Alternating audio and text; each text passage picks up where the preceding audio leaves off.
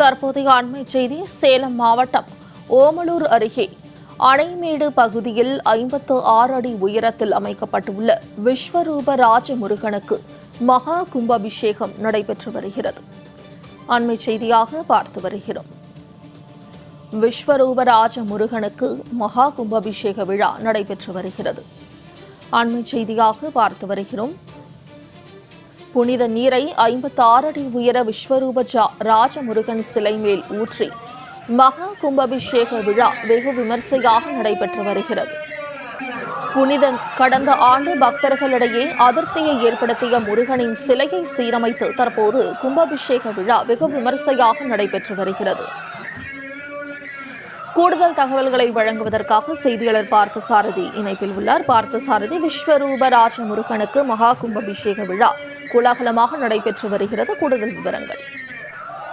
கண்டிப்பாக மோனிகா, சேலம் மாவட்டம் ஓமலூர் வட்டம் சாரமங்கலம் அடுத்த அணைமேடு பகுதியில் எழுந்தருள்ள அருள்மிகு ராஜமுருகன் ஆசிரம வளாகத்தில் பிரம்மாண்டமாக 56 அடி உயரத்தில் சேலத்தின் 2வது பெரிய முருகன் சிலை அமைக்கும் பணிகள் கடந்த ஆண்டு மே மாதம் கட்டி முடிக்கப்பட்டது. அப்போது வடிவமைக்கப்பட்ட முருகன் சிலையில் தோற்றம் சரியில்லை என முருக பக்தர்கள் உள்ளிட்ட பல்வேறு தரப்பினரிடையே விமர்சனங்களை எழுந்ததை அடுத்து கடந்த ஆண்டு மே மாதம் 29ஆம் தேதி நடைபெறவிருந்த கும்பாபிஷேகம் முருகன் சிலை உள்ள உருவ அமைப்புகள் சரி செய்து புனரமைப்பு செய்த பின்னரே கும்பாபிஷேகம் நடத்தப்படும் என கோவில் நிர்வாக சார்பில் தெரிவிக்கப்பட்டது. இதனைத் தொடர்ந்து கடந்த ஓராண்டு காலமாக முருகன் சிலை புனரமைப்பு பணிகள் நடைபெற்று வந்தன.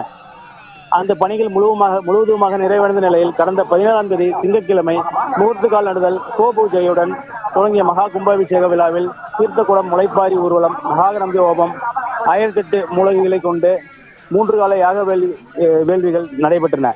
விழாவின் முக்கிய நிகழ்வான மகா கும்பாபிஷேக விழா இன்று அதிகாலை 4:30 மணிக்கு தொடங்கிய யாகசாலை வேள்வி நிறைவு பெற்று இதையடுத்து வேள்வியில் சிறப்பு பூஜை செய்யப்பட்ட புனித நீரை 56 அடி உயரத்தில் அமைக்கப்பட்டிருக்கும் விஸ்வரூப ராஜமுருகன் சிலைக்கு மேல் ஊற்றி மகா கும்பாபிஷேகம் வெகு விமர்சையாக நடைபெற்றது. இந்த மகா கும்பாபிஷேகத்தில் 1000க்கும் மேற்பட்ட பக்தர்கள் கலந்து கொண்டு அரோகரா அரோகரா என கோஷம் எழுப்பினர். மோனிஷா. பார்த்தசாரதி, விரிவான தகவல்களுக்கு நன்றி.